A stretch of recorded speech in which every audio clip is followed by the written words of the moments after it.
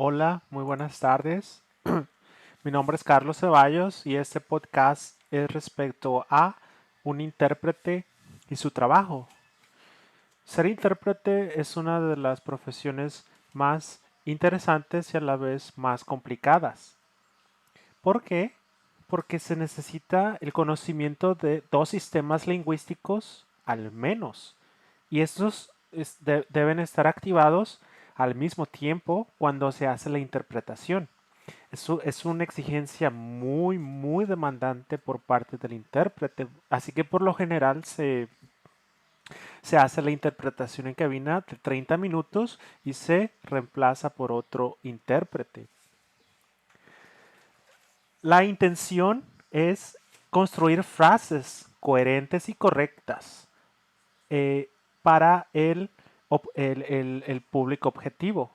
Es decir, que el intérprete use las herramientas necesarias para que el receptor entienda el mensaje, a pesar de las barreras del lenguaje de segunda lengua, barreras idiomáticas, barreras de expresiones o frases no tan comunes o diferentes. Entonces el intérprete tiene que traducir, interpretar todo eso para que el mensaje sea claro.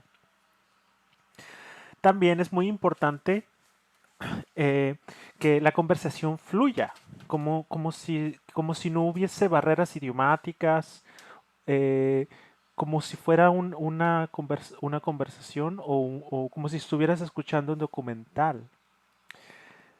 Por eso el intérprete necesita de una segunda lengua y esa segunda lengua tiene que estar en un alto nivel, en una comprensión, en una expresión de nivel avanzado. También hay que considerar, a considerar la sintaxis, la gramática, eh, todo este compendio de temas gramaticales que el intérprete debe accionar en una cuestión de segundos para generar frases, expresiones, oraciones.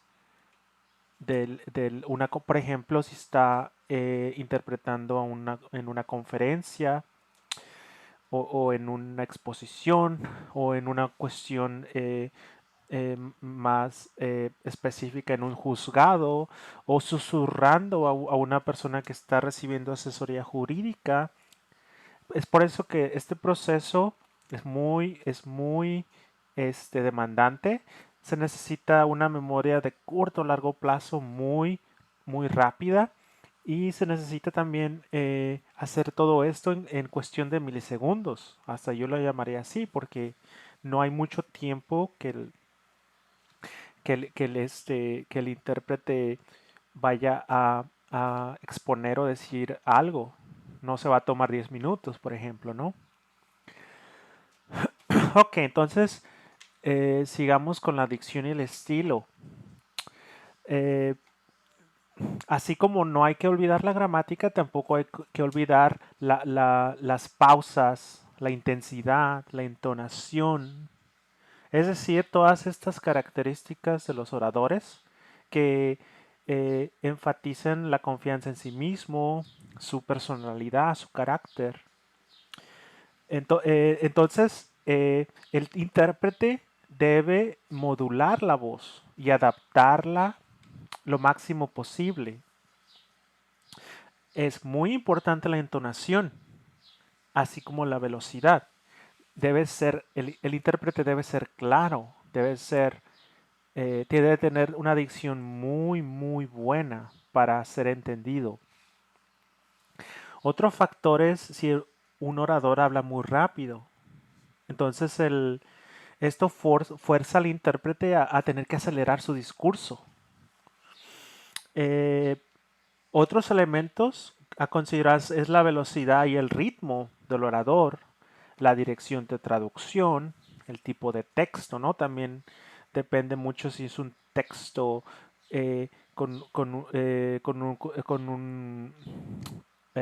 donde se usa palabras más generales, no tan científico, no tan técnico.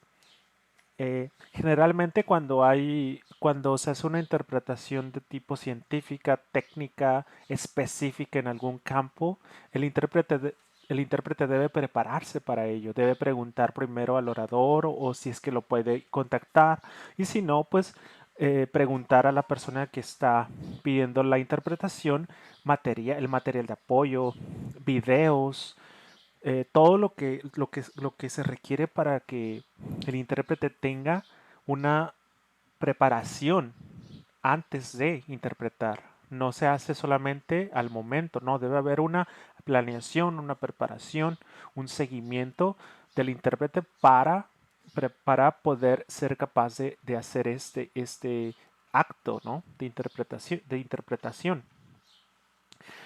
También hay que considerar que los intérpretes son humanos, es decir, eh, cuando se hace una interpretación, la memoria, la mente, las cuestiones cognitivas, el cambio de temas en la interpretación, etcétera, es muy, muy cansado. Por eso debe haber un relevo. Es muy importante el relevo para también agilizar el proceso y tampoco hacer que el intérprete, pues no sé, se desmaye o algo así, ¿no? O se canse o tenga algún problema, sí, en el momento de cansancio mental. Hay que tener cuidado con eso, ¿no?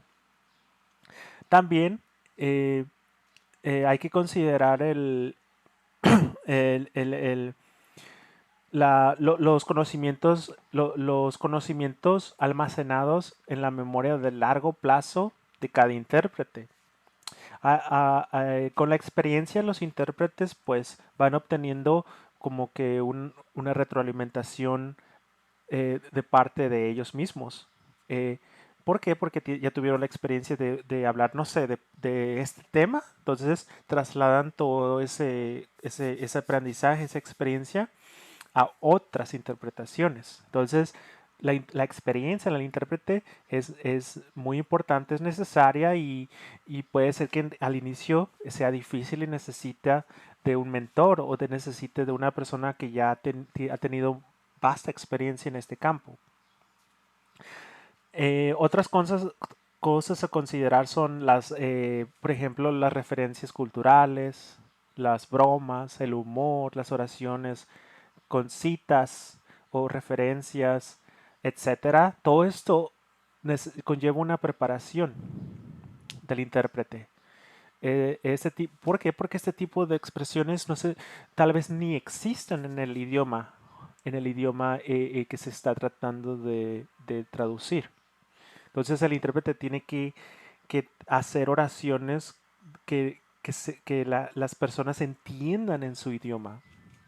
Generalmente no vamos a usar por ejemplo, un refrán en inglés y traducirlo literalmente si al traducirlo no conlleva, no se entiende el mensaje.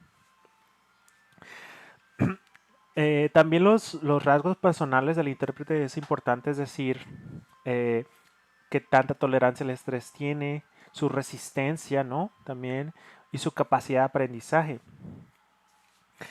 Es por eso que se necesitan al menos dos personas en una cabina de interpretación. También el intérprete debe sonar natural y espontáneo, sin dar lugar a ambigüedades ni dudas en el tono. Tiene que considerar a su cliente, que éste deposite su confianza en él y el cliente pues se sienta eh, satisfecho con el resultado. También hay que tener ética profesional de interpretación, es decir, no añadir ningún tipo de referencia a su opinión personal. No va a decir opiniones, no va a opinar, tiene que ser neutral. Incluso cuando en cuestiones jurídicas el intérprete creo que firmar o tiene que aceptar que todo lo que se hable en ese juzgado tiene que ser, no tiene que ser eh, ¿cómo se llama? No tiene que ser dicho fuera de porque el intérprete puede cometer un delito de confidencialidad. Eh, También eh, la tarea de interpretación es una forma de darse a conocer dentro del área. O sea, si un intérprete con el paso del tiempo se vuelve famoso o es reconocido que hace una buena interpretación, esto facilitaría mucho, ¿no? Las cosas y todo esto se puede dar gracias a una buena dicción, a un buen estilo y a una buena preparación. Otro aspecto a tomar es el cobro de honorarios. Eh, Hay una división, ¿no? Depende las jornadas. Hay intérpretes que manejan el trabajo como jornadas parciales o jornadas completas. Entonces, por ejemplo, pueden decir una jornada parcial es de 4 horas. Entonces, si el intérprete nomás trabajó 2 horas, aún así se cobra 4 horas porque es parcial. O jornadas completas de 8 horas. Es decir, si son 5, 6 horas, se cobra como 8 horas. ¿Por qué? Porque son completas. También hay otros intérpretes que manejan la mini jornada, que es no más de 90 minutos. Entonces hay una reducción de precio. Pero todo esto tiene que ver con la compañía, ¿no? De interpretación y también del intérprete. A más experiencia y mejores reviews y opiniones, pues no puede, mejor será su clientela y sus honorarios, ¿no? Perdón. Eh, y también hay que considerar que la voz es una herramienta de trabajo para el intérprete. Entonces tiene que cuidarla día antes de la traducción o interpretación. Es su herramienta de trabajo. También se tiene que considerar la corrección de textos o la corrección previa. Entonces el intérprete tiene que valorar, ¿no? O preguntar si es que no sabe, o buscar, o hacer algo, prepararse lo mejor posible. Por eso son útiles las agencias de interpretación y traducción, porque siempre vas a encontrar una persona, un intérprete disponible en caso de que esta interpretación sea muy difícil, ¿no? Aunque generalmente son difíciles las interpretaciones. También los clientes pues tienen que firmar un contrato y estar de acuerdo con las jornadas, ¿no? No debe haber un malentendido de que se dijo jornada completa porque fue 5 horas y el cliente pensó que era jornada parcial y haya un problema legal o haya un problema, ¿no? Entonces el cliente y el intérprete deben acordar bien qué es lo que cada uno quiere y lo que se refiere con las jornadas y los horarios de trabajo. También pues el intérprete eh, si hay un contrato, pues no se aplicará ningún reembolso en caso de que haya algún problema ajenas a su control. ¿Por qué? Porque eso no es culpa del intérprete. Según lo que yo busqué en México, un intérprete en México gana 12,000 pesos al mes. 12,000 pesos al mes. Por último, los intérpretes multilingües. Hoy en día el pluriculturalismo, los políglotas, los intérpretes multilingües eh, son intermediarios entre un idioma o varios.